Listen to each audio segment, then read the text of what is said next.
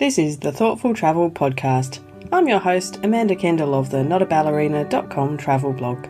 Every episode I'll share travel tales from several fellow travel lovers, and together we hope to entertain and inspire you, remind you of some of your own great travel experiences, and encourage you to hit the road again soon.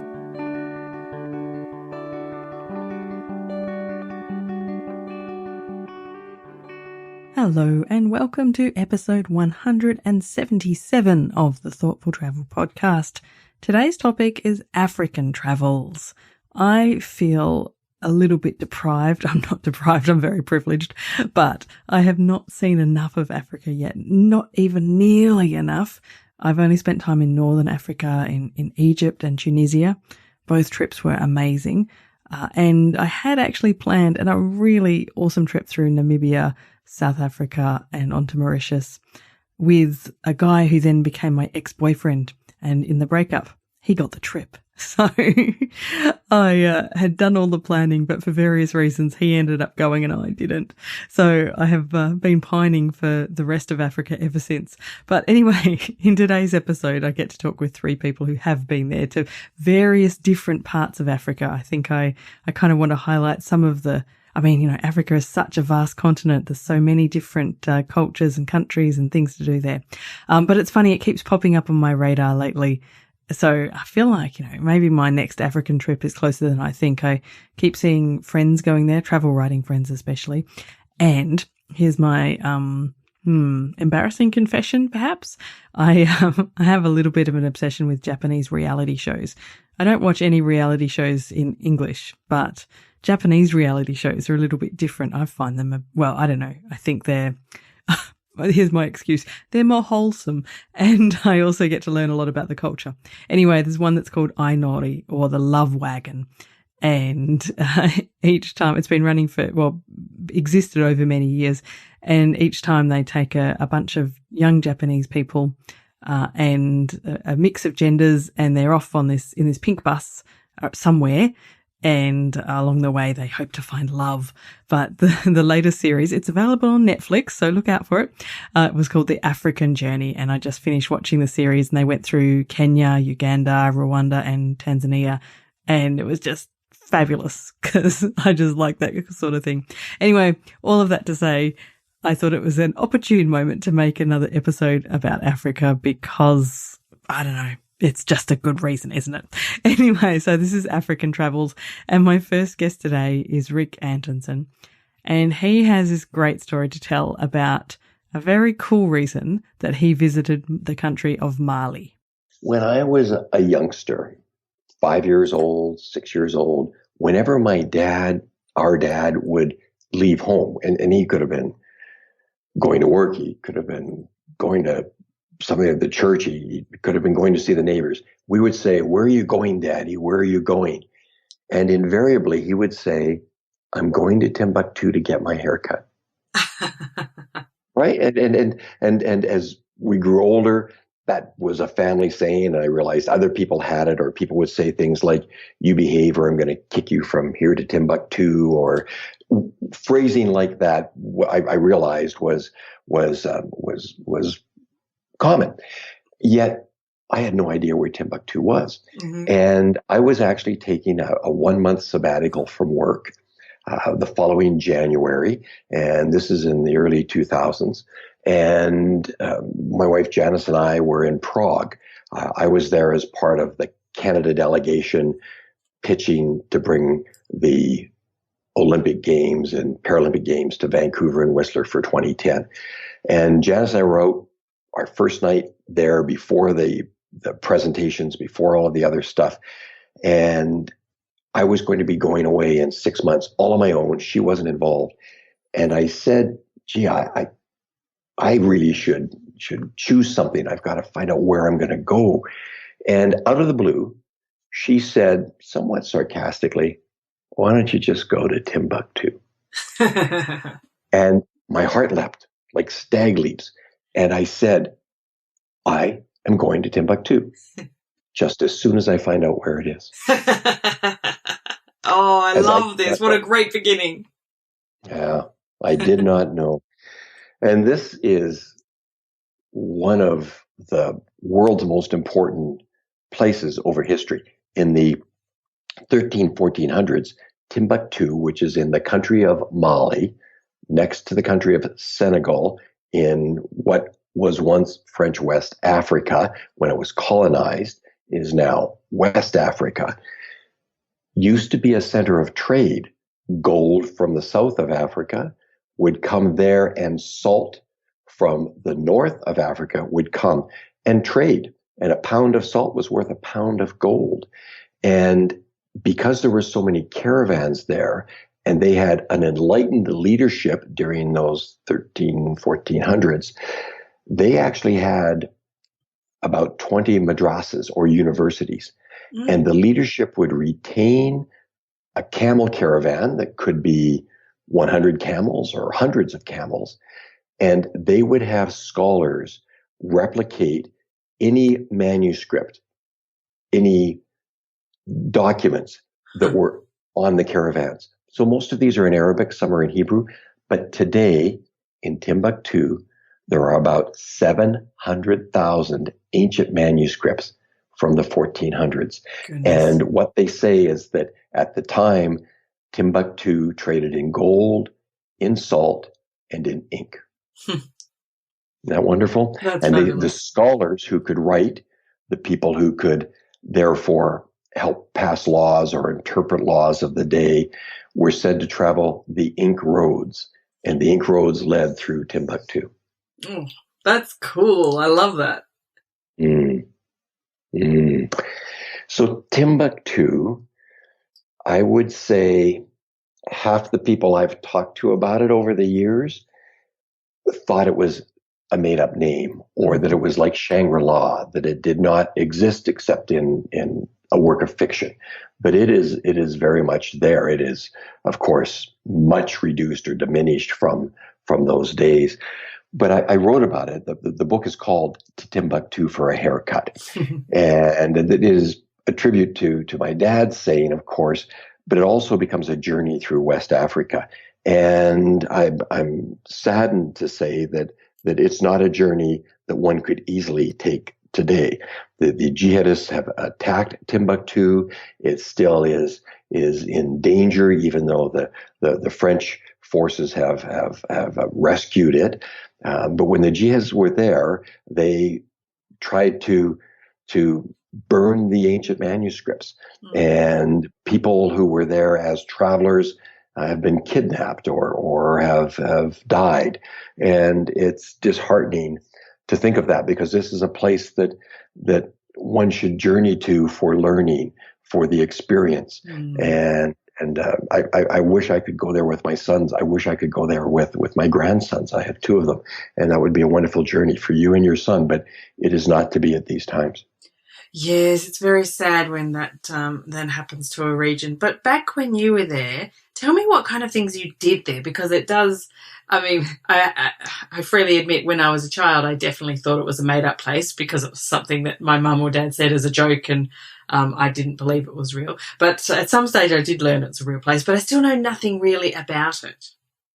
So I got there by overland with a 4x4. I had a guide, Zach, whom I'm still in touch with.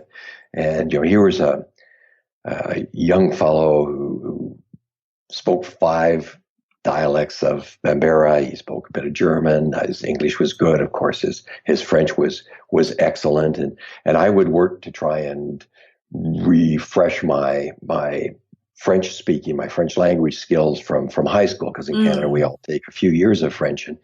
And yet when I would use my French, he would shake his head. And at one point he said, Rick, he calls me Rick. He says, Rick, I have broken English. You have unfixable French.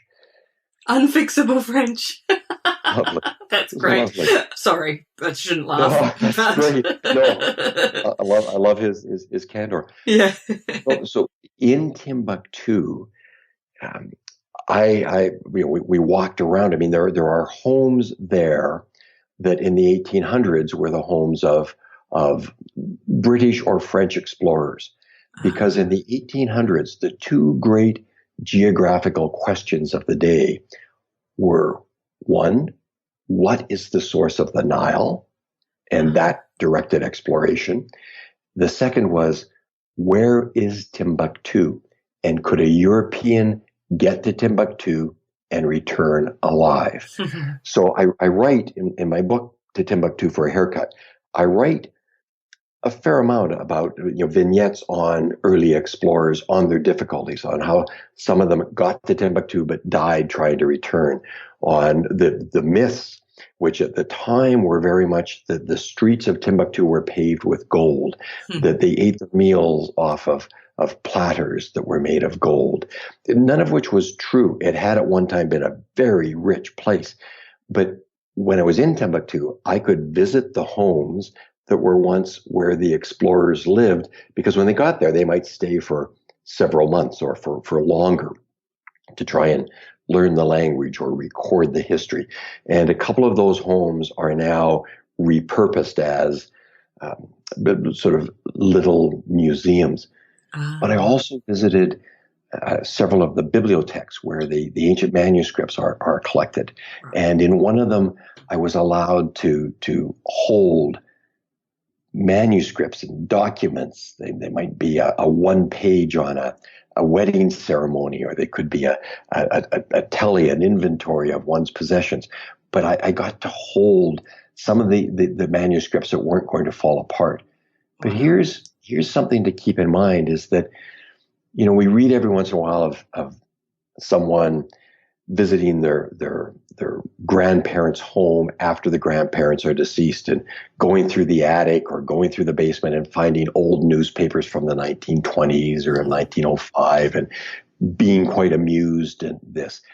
In Timbuktu, some of the homes are found to house manuscripts from the 1400s in the same way you might find your great-grandparents' old newspapers from the Sydney newspaper or the Perth newspaper. Isn't that remarkable? That's absolutely incredible. I think it's mind-blowing. So, and I did because it was my father and mother were still alive at the time of my journey, and I did go and get a haircut in Timbuktu. As I confessed, we grew up speaking about Timbuktu in my family too. I didn't really think it was real for many years, but especially after hearing Rick speak about it, I really, really want to go there. We didn't have the haircut saying in our family though, so I'm not feeling obliged to go and get a haircut, but who knows, maybe I will after hearing this story. Now, my next guest today is Brighde Reed, and Brighde has travelled several times to Rwanda, and we got chatting about some of the reasons that Rwanda is a really awesome part of Africa to explore. It is such a wonderful place. Where to start? So Rwanda, I have to admit, when I first went to Rwanda, I knew that there were guerrillas there. I knew there had been a genocide there, but I didn't really know much more than that. My partner organized it all. And I didn't really know much about it. So first of all, the climate is incredible.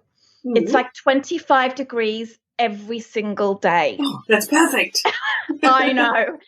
So I'm sure that must come as a surprise, because when you see Rwanda on the map, it's really in central Africa, quite close to the equator. Yeah. But the reason why it has this sort of cooler climate is because it's is very hilly, not mountainous, but very, very hilly. Uh-huh. So because of that height, it's very sunny and not a huge amount of rain. It's just really, really nice climate. Another thing that's really surprising about Rwanda is that it's extremely safe compared with some of the neighboring countries. And the government, you will see quite a high police presence and you will see quite a lot of military around, but that's not necessarily an indication that there is any problem. Uh-huh. That is their attempt, and doing successfully, I should add, that is them trying to make sure that Rwanda stays safe, right. Not only to attract investment, and Rwanda is trying to be the Singapore of Africa. Uh-huh. In terms of its economic growth. So that's why they are investing so much in that. And also they want to make tourists feel safe as well. So this is one of the ways that they do that. Another reason why it's so well set up is the the big things that people want to see, for example, the gorillas, is very, very well set up for travelers. Now, I don't know whether you know this, Amanda, but it's quite expensive to see the gorillas in Rwanda. I know. But when I first went there in 2016, the price was $750 to see the gorillas. And then I think in 2017, they doubled it to $1,500 per person. But actually, I think this is a really good thing. Generally speaking, it's not such a great thing for Rwandan people because Rwandan people also have to have $1,500 to see the gorillas as well. Yeah. It used to be much, much, much cheaper, something like $50 or $60 before the price rise, which is a little bit sad. But one of the reasons why it's so expensive is to see the gorillas is actually quite labor intensive because they have to send out trackers at 4 o'clock in the morning to find them. You have to have porters, you have to have guides. They have to be paid well. The logistics surrounding it is quite difficult because you've got, a few hundred people in the morning all descend on the national park headquarters, and then they're all divvied up into groups of 8, and they put certain people in certain types of group depending on their physical ability to do the treks. Yeah. And then you've got to transfer those people because, gorillas move. Yeah. You have to transfer these people to the place where you can access the national park. And not only that, I believe something like 30 or 40% of that $1,500 goes directly into the communities that are surrounding the park. Awesome. And this is really interesting and important for a couple of reasons. First of all, they deserve to have good education and all of the things that they deserve to be benefiting from the travels that are there through, good education, all of those kinds of things. But you want to have them to be making a good living because you don't want them to be going into the park and laying snares for bushmeat, for example. Right. Yes. So as you can imagine, I mean, any animal can get stuck in a snare, of course, but gorillas have in the past as well. And with something so endangered, then that's really a big issue. Yeah. So, it is expensive, but it's really, really well organized. And I don't think anyone that sees the gorillas regrets spending that $1,500, providing, of course, they had the money to do that in the first place. Mm-hmm. And there are most people that go there, they would employ the services of a tour operator in the country, and they are so well set up. Oh, also they speak English really well. Mm-hmm. Everyone in tourism speaks English really well. I should say that it actually used to have one of its official languages was French, but they actually abandoned that for some very interesting reasons. Just after the genocide, I believe that Rwanda was not very happy with how France reacted or acted in some ways. I don't remember. Yeah, right. Oh, interesting. So they were like, right, okay, no more French for us. We're going to go with the with English. Gosh. But for a tourism perspective, that's very smart too. Exactly. And another thing that's really interesting is it's just such a lovely country to travel around. So it's very hilly. So, you don't have big tollways and highways and 3-lane carriageways, of course, because it's so hilly. If you look at a map of Rwanda, you will see, but the roads are very, very good quality. So getting to a place is not that difficult. And it's also very, very clean. And I'll explain a little bit about that. So in Rwanda, they have a practice called umuganda. Mm-hmm. And I can't remember what it stands for, but if travelers are in Rwanda on the day of umuganda, which is the morning of the last Saturday of every month, travelers can actually participate.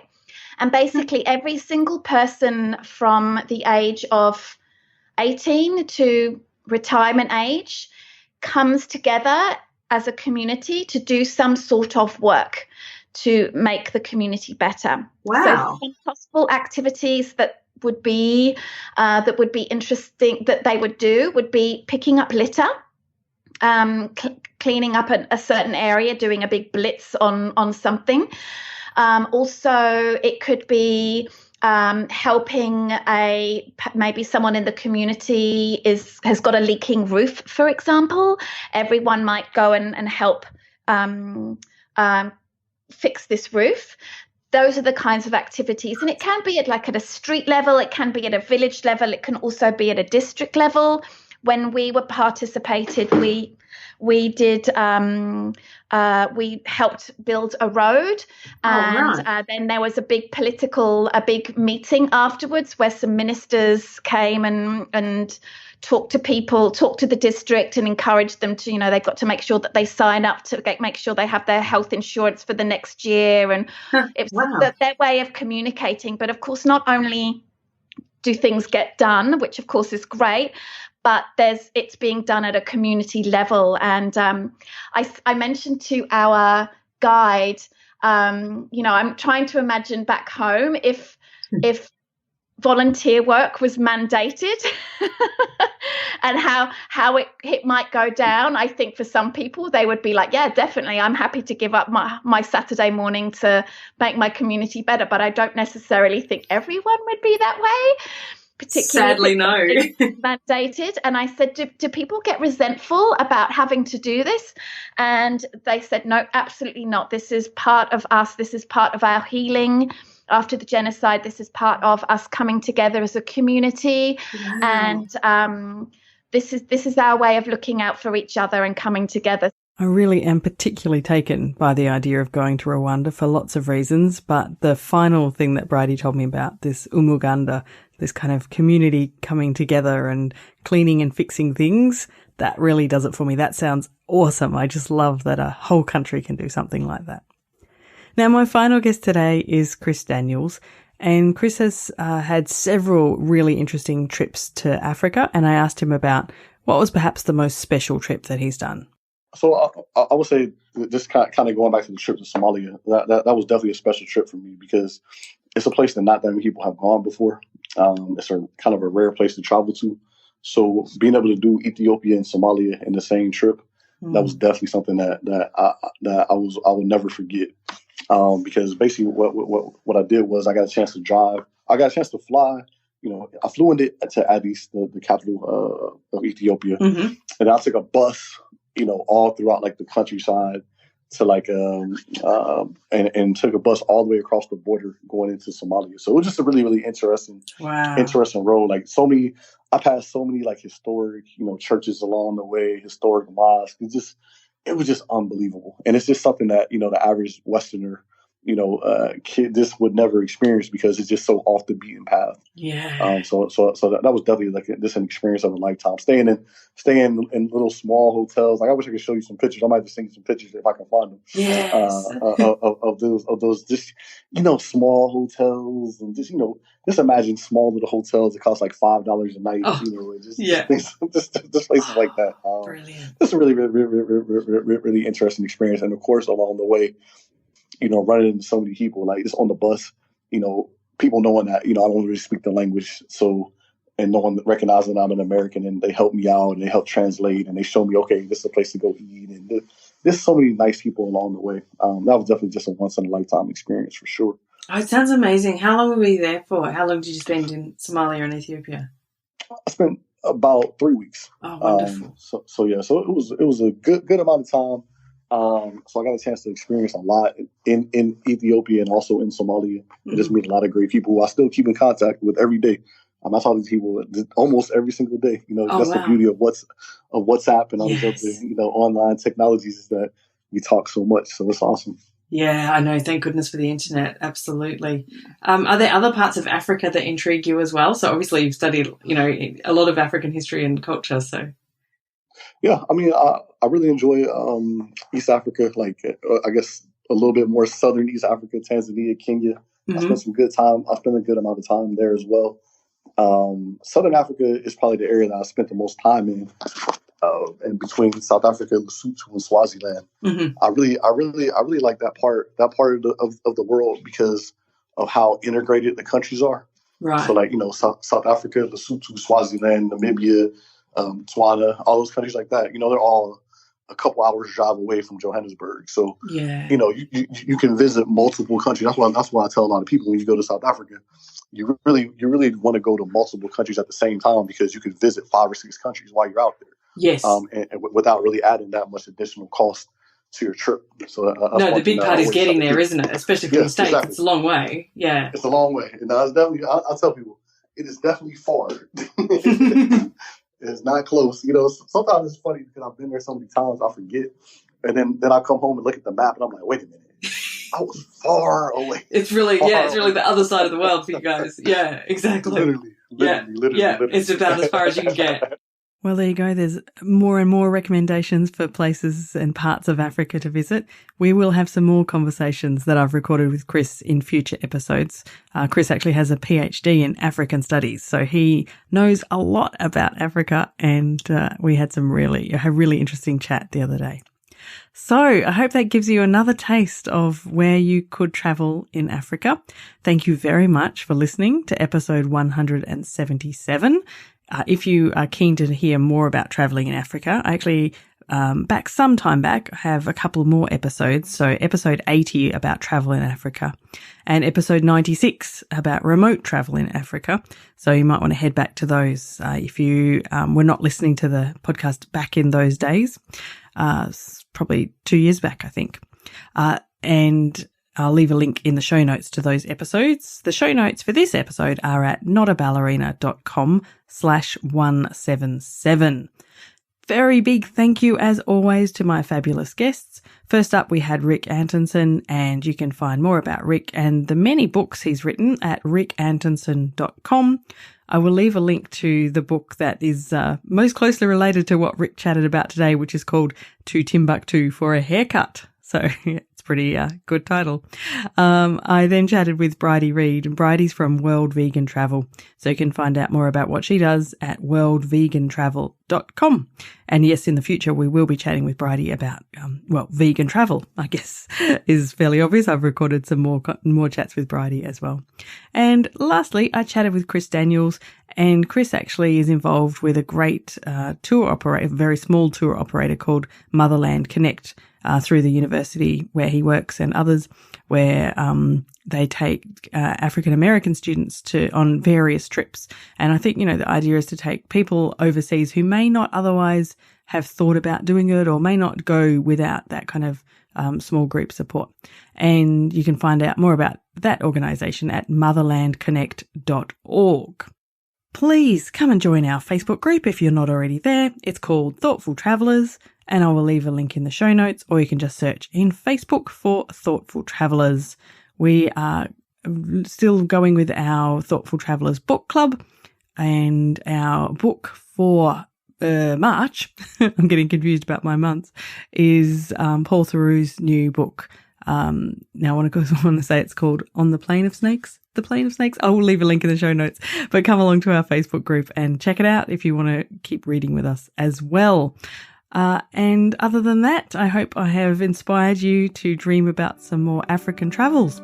And thank you very much for listening.